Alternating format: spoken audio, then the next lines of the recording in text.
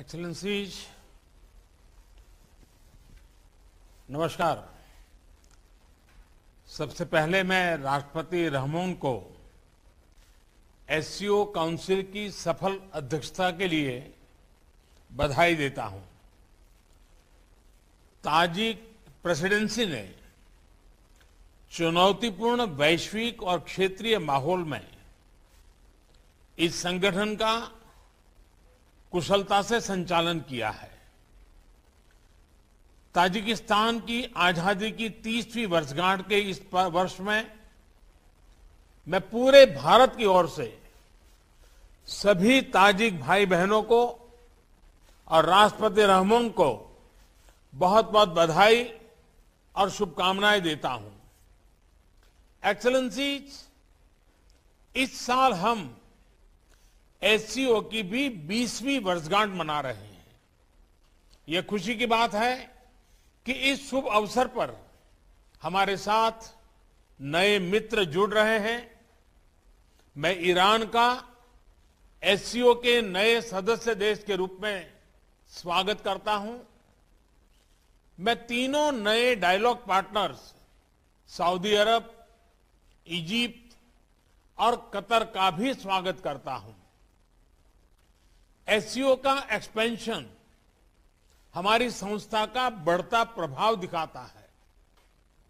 नए मेंबर और dialogue partner से एससीओ भी और मजबूत और क्रेडिबल बनेगा।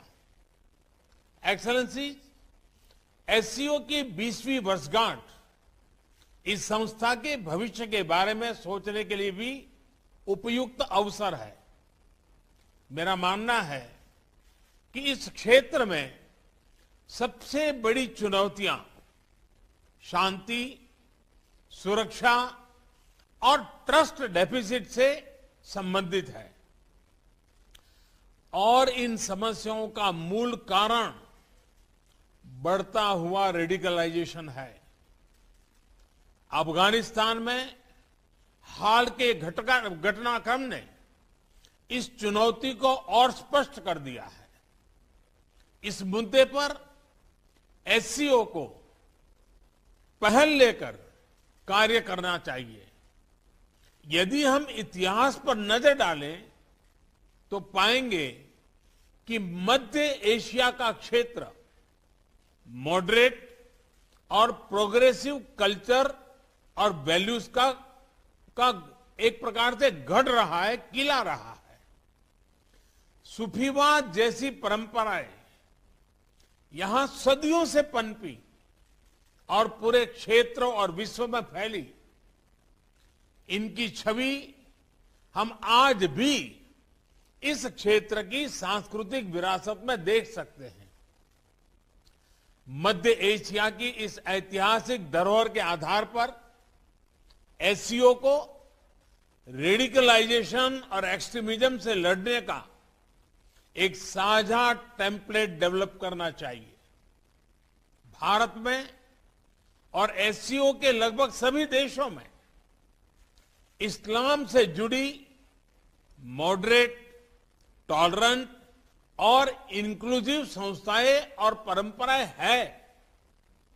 एससीओ को इनके बीच एक मजबूत नेटवर्क विकसित करने के लिए काम करना चाहिए। इस संदर्भ में मैं एससीओ के रैट्स मैकेनिज्म द्वारा किए जा रहे उपयोगी कार्य की प्रशंसा करता हूं। भारत ने एससीओ रैट्स की अपनी अध्यक्षता के दौरान जो कैलेंडर ऑफ एक्टिविटीज प्रस्तावित की है, उन पर हमें सभी एससीओ पार्टनर्स के सक्रिय सहयोग की अपेक्षा है। एक्सेलेंसी, रेडिकलाइजेशन से लड़ाई क्षेत्रीय सुरक्षा और आपसी ट्रस्ट के लिए तो आवश्यक है ही। यह हमारी युवा पीढ़ियों के उज्जवल भविष्य के लिए भी जरूरी है।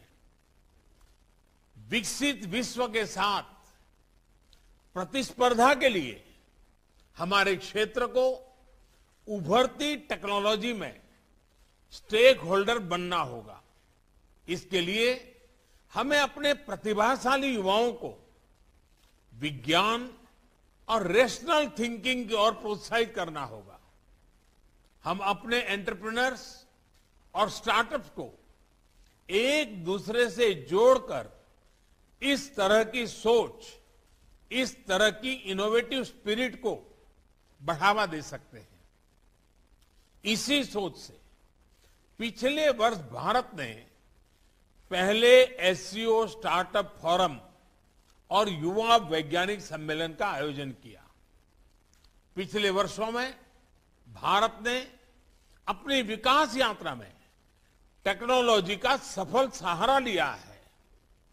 चाहे फाइनेंशियल इंक्लूजन बढ़ाने के लिए यूपीआई और रुपे कार्ड जैसी टेक्नोलॉजीज हो, या कोविड से लड़ाई में हमारे आरोग्य सेतु और कोविन जैसे डिजिटल प्लेटफॉर्म्स, इन सभी को हमने स्वेच्छा से अन्य देशों के साथ भी साझा किया है।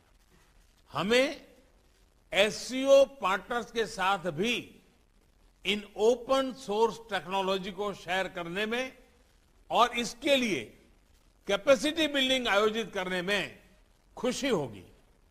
एक्सेलेंसी, रेडिकलाइजेशन और असुरक्षा के कारण इस क्षेत्र का विशाल आर्थिक पोटेंशियल भी अनटैप रह गया है। खनिज संपदा हो या इंट्रा एससीओ ट्रेड, इनका पूर्ण लाभ उठाने के लिए हमें आपसी कनेक्टिविटी पर जोर देना होगा। इतिहास में सेंट्रल एशिया की भूमिका प्रमुख क्षेत्रीय बाजारों के बीच एक कनेक्टिविटी ब्रिज की रही है। यही इस क्षेत्र की समृद्धि का भी आधार था। भारत सेंट्रल एशिया के साथ अपनी कनेक्टिविटी बढ़ाने के लिए प्रतिबद्ध है। हमारा मानना है कि लैंडलॉक्ड सेंट्रल एशियाई देशों को भारत के विशाल बाजार से जुड़कर अपार लाभ हो सकता है। दुर्भाग्यवश आज कनेक्टिविटी के कई विकल्प उनके लिए खुले नहीं हैं। ईरान के चाबाहर पोर्ट में हमारा निवेश और इंटरनेशनल नॉर्थ साउथ कॉरिडोर के प्रति हमारा प्रयास इसी वास्तविकता से प्रेरित है। एक्सेलेंसी, कनेक्टिविटी की कोई भी पहल वन वे स्ट्रीट नहीं हो सकती। आपसी ट्रस्ट सुनिश्चित करने के लिए कनेक्टिविटी प्रोजेक्ट को कंसल्टेटिव, पारदर्शी और पार्टिसिपेटरी होना चाहिए। इनमें सभी देशों की टेरिटोरियल इंटीग्रिटी का सम्मान निहित होना चाहिए। इन सिद्धांतों के आधार पर एससीओ को क्षेत्र में कनेक्टिविटी प्रोजेक्ट्स के लिए उपयुक्त नॉर्म्स विकसित करने चाहिए। इसी से हम इस क्षेत्र की पारंपरिक कनेक्टिविटी को पुनः स्थापित कर पाएंगे और तभी कनेक्टिविटी प्रोजेक्ट्स हमें जोड़ने का काम करेगी, न कि हमारे बीच दूरी बढ़ाने का। इस प्रयत्न के लिए भारत अपनी तरफ से हर प्रकार का योगदान देने के लिए तैयार है। एक्सेलेंसी, एससीओ की सफलता का एक मुख्य कारण यह है कि इसका मूल फोकस क्षेत्र की प्राथमिकताओं पर रहा है। रेडिकलाइजेशन, कनेक्टिविटी और पीपल टू पीपल संबंधों पर मेरे सुझाव एससीओ की इसी भूमिका को और सबल बनाएंगे। अपनी बात समाप्त करने से पहले मैं हमारे मेजबान राष्ट्रपति रहमान का एक बार फिर धन्यवाद करता हूं। उन्होंने इस हाइब्रिड फॉर्मेट की चुनौती के बावजूद इस सम्मेलन का बेहतरीन आयोजन और संचालन किया है।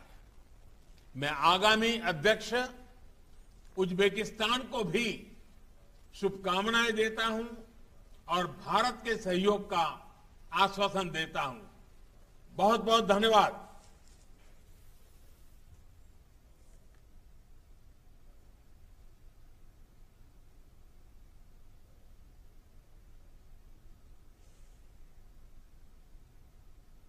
तो अभी आप देख रहे थे प्रधानमंत्री नरेंद्र मोदी शंघाई सहयोग संगठन की 21वीं बैठक को वर्चुअल तौर पर संबोधित कर रहे थे।